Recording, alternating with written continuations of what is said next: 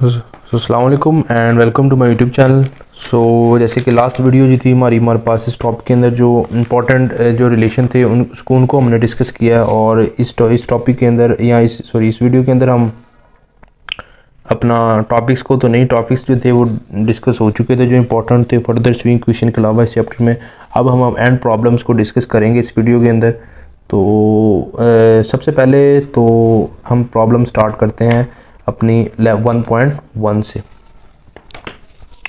तो 11.1 से सॉरी, तो ये छोटी सी एंड प्रॉब्लम है, ये काफ़ी इंपॉर्टेंट आ भी सकती है। ठीक है, तो हम स्टार्ट करते हैं। ये है इस प्रॉब्लम का सॉल्यूशन। तो सबसे पहले प्रॉब्लम में स्टेटमेंट क्या है, अ 4 पोल 60 hertz synchronous generator has a rating that is this. ये उसकी रेटिंग है हमारे पास किसकी, 60 हर्ट्ज 4 पोल जनरेटर की ये रीडिंग दी गई है हमें। तो ये वाली जो रीडिंग है ये उसकी S that is the complex power के अंदर है 0.8 उसका पावर फैक्टर जो कि लैगिंग है। अब moment of inertia of the rotor, उसमें जो जनरेटर में जो रोटर अटैच है उसका जो मोमेंट ऑफ इनर्शिया है वो हमको दिया गया है 45,100 इंटू किलोग्राम मीटर स्क्वायर। ठीक है, तो ये इसका यूनिट है मोमेंट ऑफ इनर्शिया का। साथ कह रहे हैं कि आपने निकालना है determine M and H. M का आपको पता है स्विंग क्वेश्चन जो है, अगर आपने नहीं देखी वीडियो तो उसका लिंक डिस्क्रिप्शन में होगा, प्लेलिस्ट विजिट कर लें। तो डायरेक्ट चैनल पे जाके तो उधर आप पूरी प्लेलिस्ट है हमारे पास, तो उधर हमने कंप्लीट स्विंग क्वेश्चन की डेरिवेशन डिस्कस की थी इसी बुक से। तो अब हम m को निकालेंगे और h को निकालेंगे। आपको पता है कि जो m और h क्या है, m हमारे पास क्या है, मोमेंट ऑफ इनर्शिया है। ठीक है, और जो h है वो भी हमारे पास मोमेंट वर्क डन जो था उसके ऊपर डिपेंडेंट था। तो डायरेक्ट हम इसके रिलेशन चेक कर लेते हैं। और लेट मी जूम आउट। ये देखें, अगर स्विंग क्वेश्चन पे अगर हम बैक चलें, m this is the m जो था इसको हम इनर्शिया कांस्टेंट कह रहे थे। ठीक है, एक तो हमने ये निकालना है इनर्शिया कांस्टेंट m, सेकंड हमने h निकालना है। m और h सेम ही थे बट फ़र्क ये था जो h था वो इनर्शिया कांस्टेंट था पर यूनिट के केस में, बस इतना फ़र्क था इसमें। उसमें पर यूनिट आ रहा था, उसमें सिंपल हमारे पास इनर्शिया कांस्टेंट था। उसका रिलेशन जो था वो 2W/ओमेगा/sm था और इसमें SP से हम डिवाइड कर देते थे, that is the per unit के केस में। SP क्वेश्चन में हमको गिवन है that is 200 MVA। So direct numerical start करते हैं हम। सबसे पहले हमको पता है कि बहुत इंपॉर्टेंट फार्मूला है इस बुक का, जो फर्स्ट चैप्टर है उसका जो फर्स्ट रिलेशन इस पूरी बुक का, डेट इज़ 1.1 इक्वेशन साइड में आपको शो हो रही होनी है, वीडियो पोस्ट करके उसको देख सकते हैं, इजीली अच्छी तरह अंडरस्टैंड कर सकते हैं।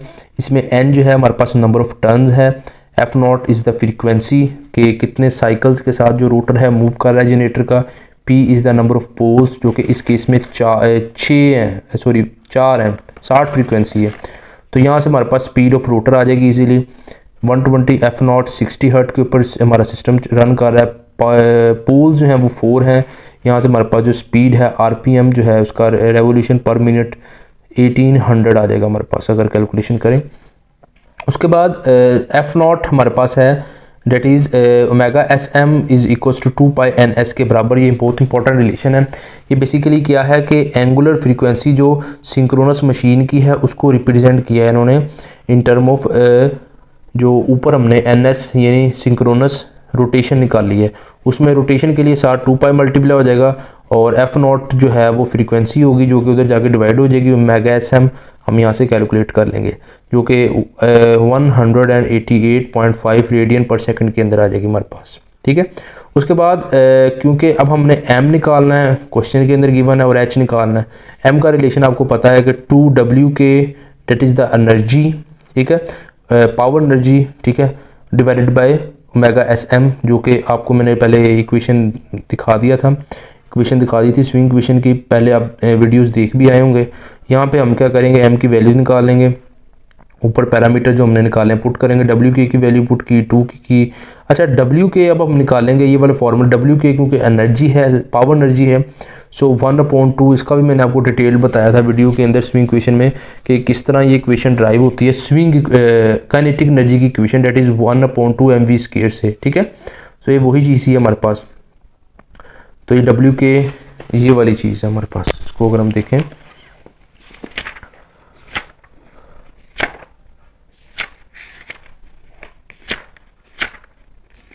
ये जो था ये देखें mv 1/2 mv² से हमारे पास ये इक्वेशन निकल रही थी। तो ये चीज़ यहाँ पे यूज़ हुई है। सो ये हमारे पास कंप्लीट हो गया। इसी तरह हमारे पास डब्ल्यू के आ जाएगा, डब्ल्यू के से हमारे पास m आ जाएगा। आफ्टर दिस हम h यहाँ से कैलकुलेट कर लेंगे। ये इस तरह हमारा पहले 11.1 जो है हमारे पास न्यूमेरिकल कंप्लीट हो जाएगा। अब हम प्रॉब्लम चलते हैं 11.2 के ऊपर। 11.2 साथ साथ मैं गिवन डाटा आपको दिखाई जाता हूँ और जूम कर लें पहले।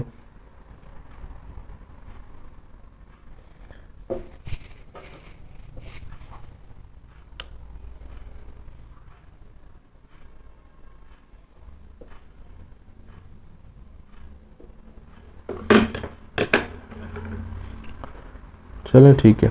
अच्छा फर्स्ट ऑफ ऑल हमको जो गिवन है डाटा वो क्या है कि 2 पोल्स 60 हर्ट्ज फ्रीक्वेंसी है, पोल्स 2 हैं, 60 हर्ट्ज फ्रीक्वेंसी है, ठीक है। साथ साथ मैं ऊपर भी आपको गिवन डाटा शो करी जाता हूँ।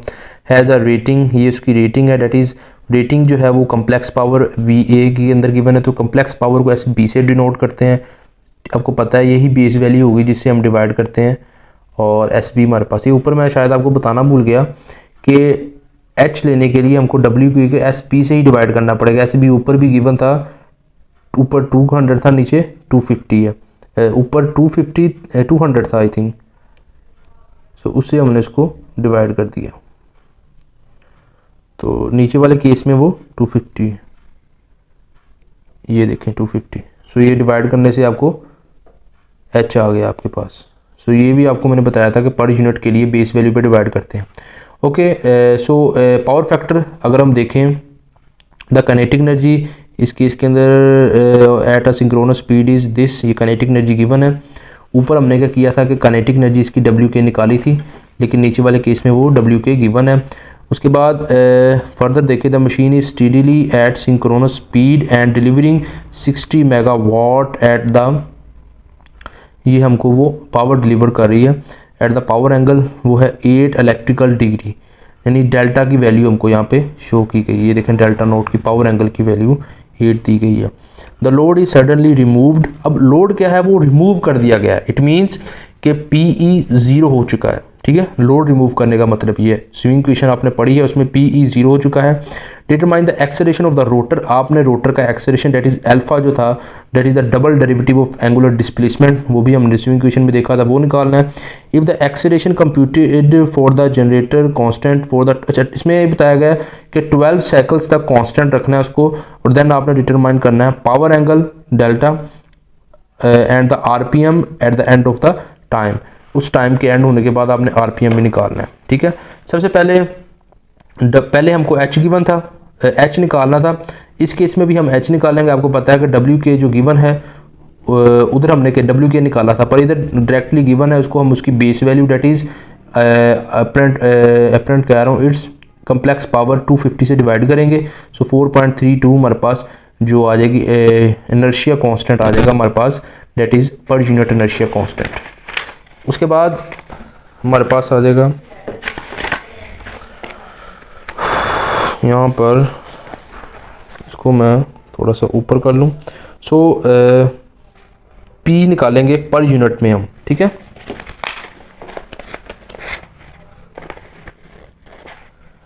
इसको मैं रिमूव कर लें फर्स्ट ताकि इजी हो जाए हमारे लिए। ये देखें पावर निकालेंगे पर यूनिट में। आपको पता है पर यूनिट में करने के लिए जो पावर होती है उसको उसकी base value that S B से डिवाइड करेंगे, वो फिर 250 ही रहेगी।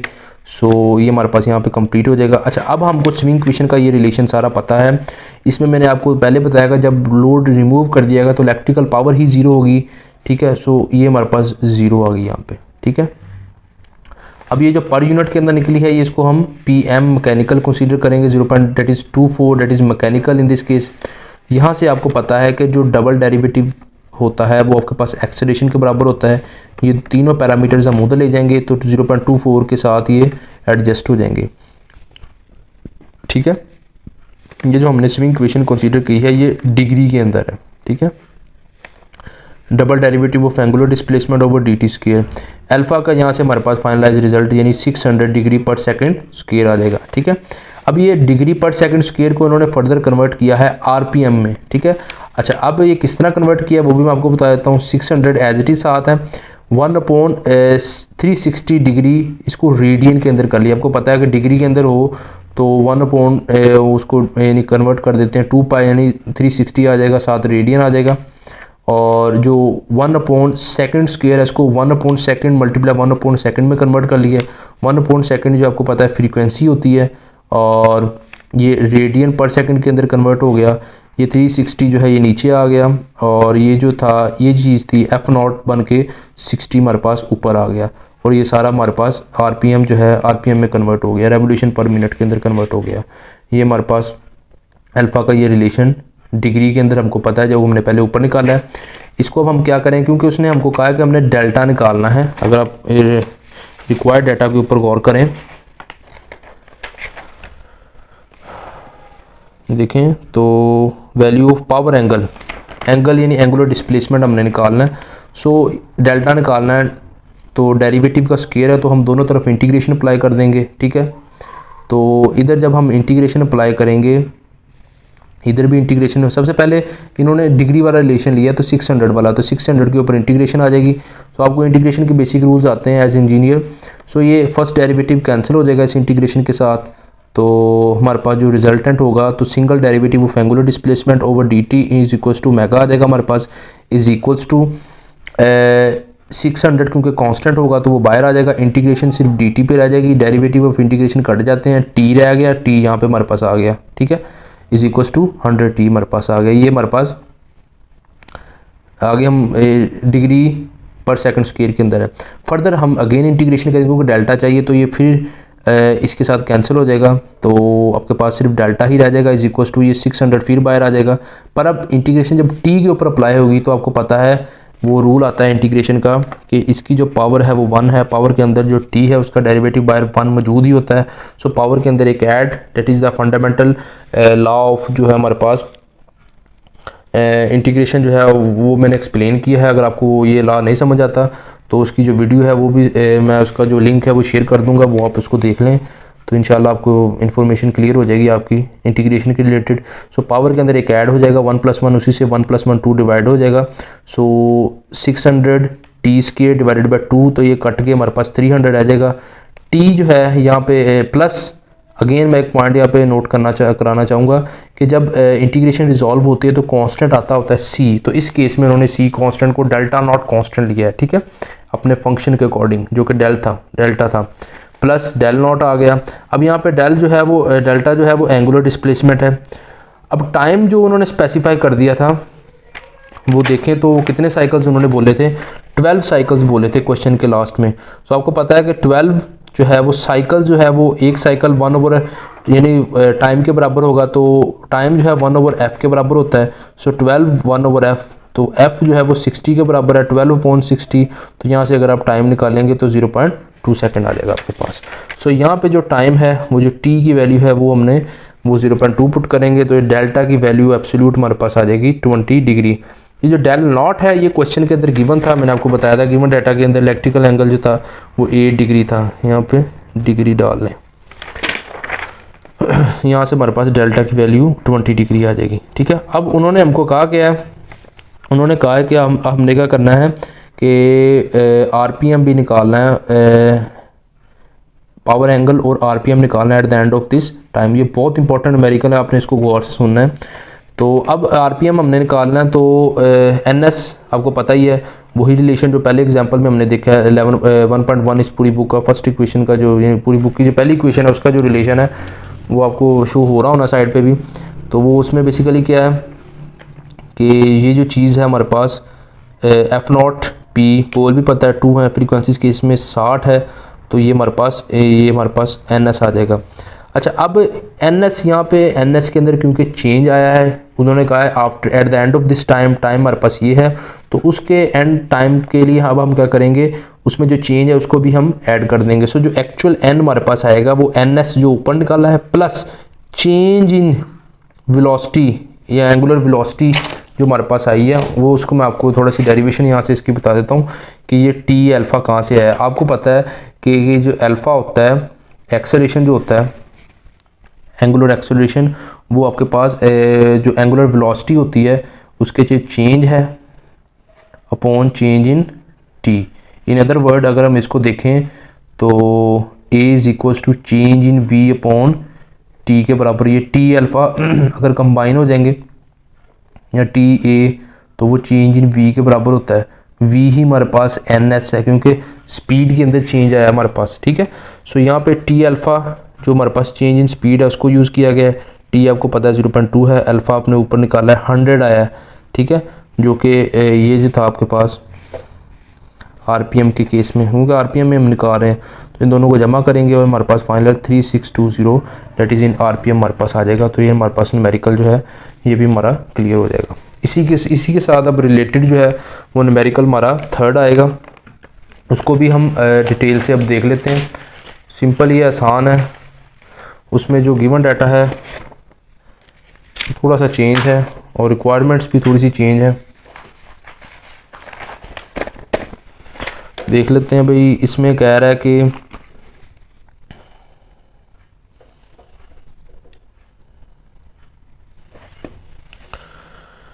Determine the kinetic energy stored by this S B, यानी वो हमको बेस वैल्यू दी है। कम्प्लेक्स पावर की फ्रीक्वेंसी ये है, 2 पोल सिस्टम है, सिंक्रोनस जनरेटर है, inertia constant that is H per unit के जो इनर्शिया कांस्टेंट है वो हमको गिवन है। Assume machine is running at a synchronous speed with a shaft input, यहाँ पे शाफ्ट की इनपुट अब दी गई है, ठीक है, मैकेनिकल पावर डायरेक्ट नहीं दी गई हमको।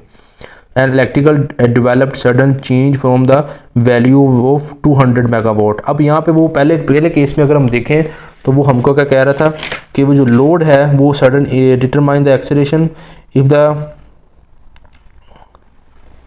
हाँ यहाँ पे वो कह रहा था लोड इज सडन रिमूव्ड, तो उस केस में हमने PE 0 कर दिया था। अब यहाँ पे PE 0 नहीं होगा, ये फ़र्क है इस क्वेश्चन में, क्योंकि यहाँ पे वो कह रहा है तो सडन चेंजेस, वो इलेक्ट्रिकल पावर जो है वो चेंज हुई है, रिमूव नहीं होगी। रिमूव के केस में 0 है, तो चेंज के केस में जो एक्चुअल वैल्यू वो आएगी हमारे पास।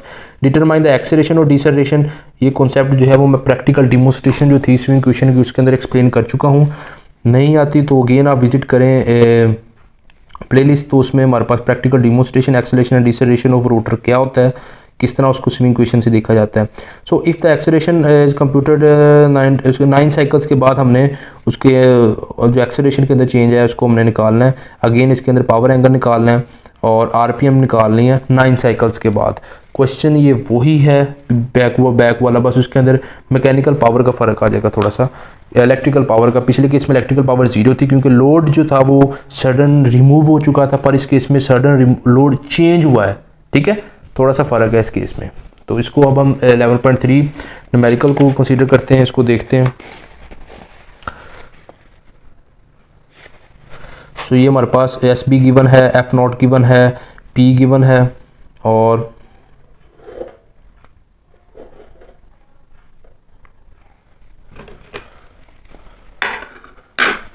P गिवन है, H गिवन है और ये सारे पैरामीटर्स हमको डिफाइन है। साइकिल्स 9 है, पहले हमारे पास साइकिल्स और थे, पिछले केस में अगर हम 12 साइकिल्स थे, अब 9 हैं।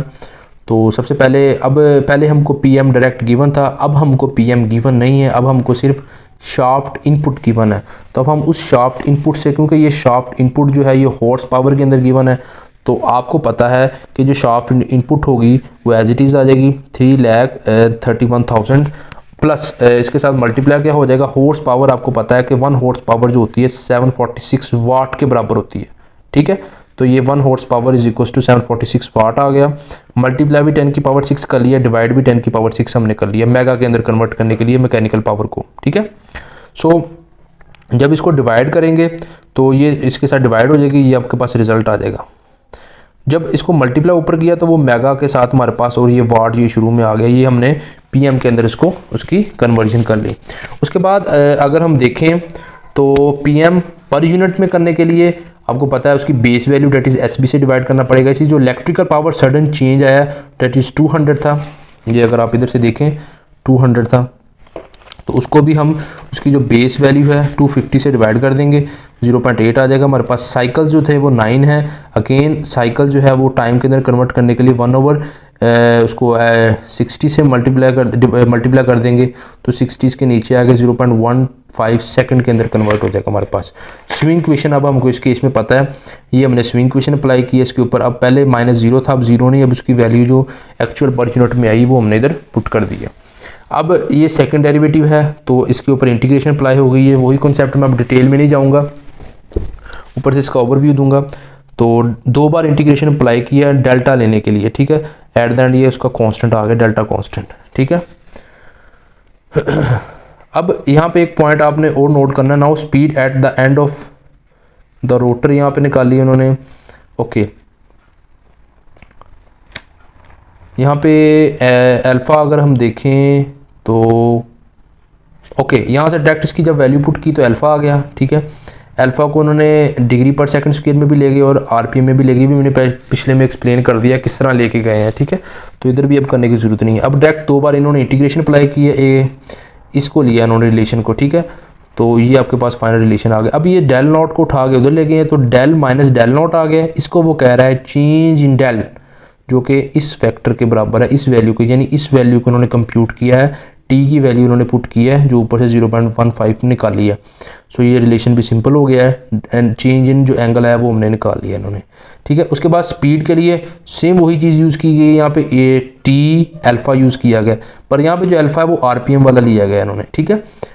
और एन यहाँ से हम डायरेक्ट कैलकुलेट कर लेंगे। एन एस जो ये निकाला है, ये वही वाला फार्मूला है, सेम वही न्यूमेरिकल है। सो ये भी बहुत इंपॉर्टेंट न्यूमेरिकल है।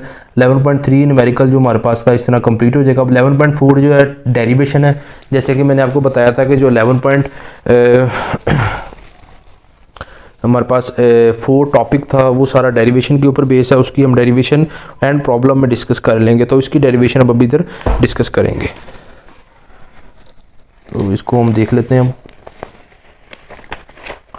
ये इसकी डेरिवेशन है, ठीक है, बड़ी इंपॉर्टेंट है। इसकी जो डेरिवेशन है वो आगे यूज़ होती है अगले 2 न्यूमेरिकल्स के अंदर, और 11.6 ही न्यूमेरिकल ज़्यादा इंपॉर्टेंट है यहाँ तक, क्योंकि 7 के अंदर और ये 8 भी इंपॉर्टेंट है, और बाकियों के अंदर बैक डाटा यूज़ किया गया है, सो इसलिए वो इंपॉर्टेंट नहीं है। तो 8 तक ही हम रहेंगे, अपने डोमेन फिक्स करेंगे। तो इसको हम डिस्कस कर लेते हैं। अब जो 11.4 है इसको हम नेक्स्ट वीडियो के अंदर रख देते हैं, क्योंकि वीडियो काफ़ी बड़ी हो चुकी है, तो इसको नेक्स्ट वीडियो के अंदर हम अब डिस्कस कर लेंगे। ओके जी, शुक्रिया, अल्लाह हाफिज़।